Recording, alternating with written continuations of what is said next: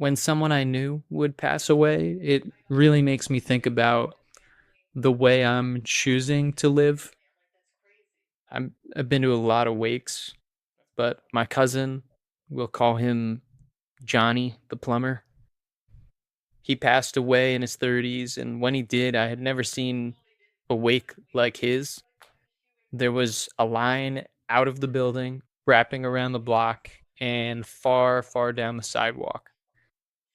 Of course, when someone dies so young, the wake is always hard on people for sure. But I do think there's more to him than that because of how he chose to live. Of all the people that I've known who've passed away, he was somehow the most troublesome and the most helpful person in the room at the same time. I'm pretty certain he's stolen things to gift them to me. This is a guy who is so ethically questionable. Like, I recently heard a story about him when he was in a toy store and he sees a random kid who wanted a bicycle. And the kid's mom was telling him, "We can't have it. We just can't afford it." And so Johnny goes up to this kid and he's talking to this stranger, this random kid, and he decides he's going to buy the kid the bicycle. Meanwhile, Johnny is using his father's company credit card to purchase this bicycle. Like, I don't know what empowers him to go out and make these connections with these random strangers. I don't even imagine doing that myself in any way, what motivation I would have, but he's always doing this. One of the last times I was with him, he was making connections and he would make friends with the staff at any place, restaurants for example. And we were at a restaurant with a set menu, and he went into the kitchen with the staff and negotiated with them to ask them to get him something not on the menu. It's not because he had any sort of, I don't know, allergies or anything like that. He just wanted to do this. And he got himself an ice cream. And then he calls me over to go talk with the staff and asks me if I wanted a steak because it wasn't on the menu, but he wanted to make sure that he could potentially get me that. And just when you think he's pestered these people enough, he quietly slips them a $100 tip and they're smiling and they're happy with him. And I'm thinking, what is this guy's motivation? Did he really want an ice cream that badly? Like, I find that hard to believe.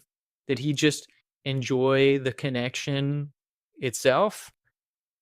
Did he enjoy just helping people? My brother was a big football fan, and so Johnny would get in touch with people and get my brother into special places to get jerseys, signed football, meeting players on the field.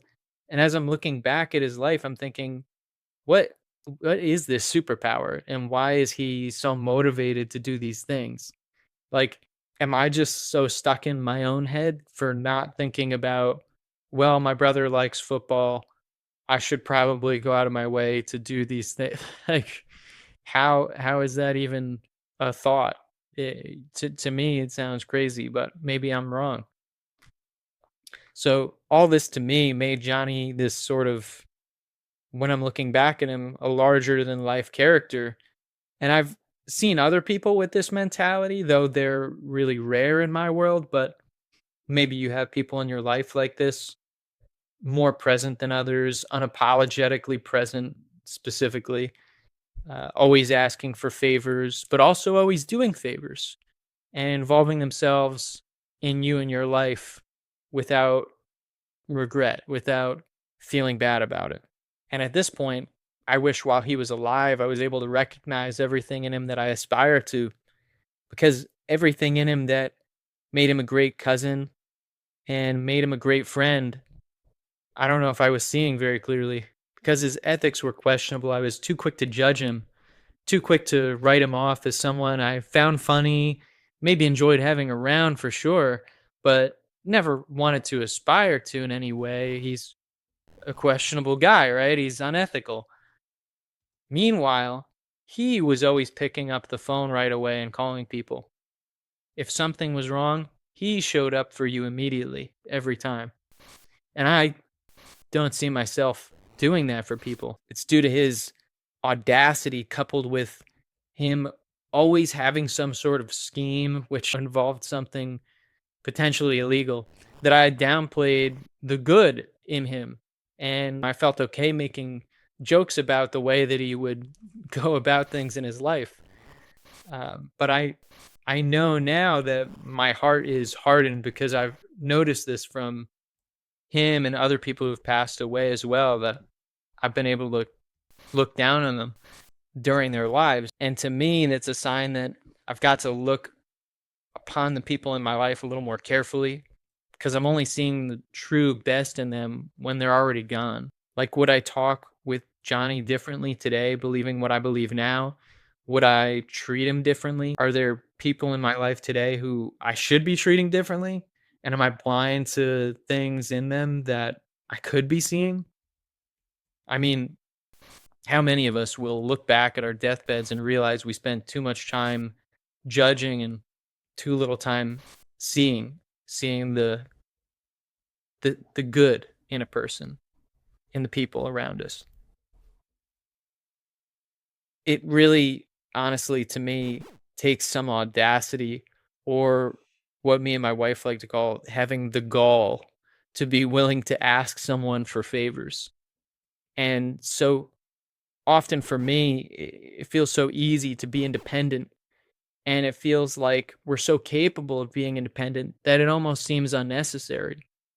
It seems easier to break off and do your own thing. But my cousin, his presence in the family and among his friends was felt so much more because he was nonstop interacting with folks. It's like his death hurt so much because he was more alive than most of us. And so I'm thinking about him, and I'm thinking, what is this gall audacity thing that he had going on? And so I looked into what this thing was that he was doing. Probably not something he was doing on purpose. This thing where he's asking people favors. And it's called the Ben Franklin effect.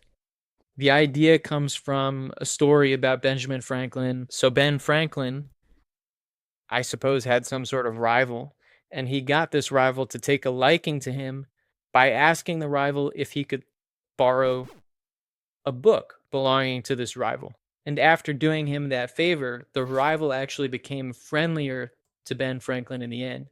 The idea is, if we do a favor for someone, the brain thinks, why did I do that? And to stay consistent, it concludes, well, I must like this person. If you ask for big, annoying favors all the time, it might work, but it is possible that it just backfires. So, all in all, I thought it was interesting to see that there was a name to this thing that Johnny was doing. It kind of helps it make more sense to me. But the actual Ben Franklin effect aside, all this to say, Johnny's life taught me, if you want to avoid regret, be audacious, be forward, ask for favors, do favors, be dependent on people. Because the people who change the world aren't the ones who never needed anyone. They're the ones who needed everyone and embraced everyone, embraced one another and what they could do for each other. So I know I've given this some thought myself, but let me know if this has you thinking any differently about the people in your life, or about the way that you see them and choose to or not choose to interact with them. Thanks for hearing me out.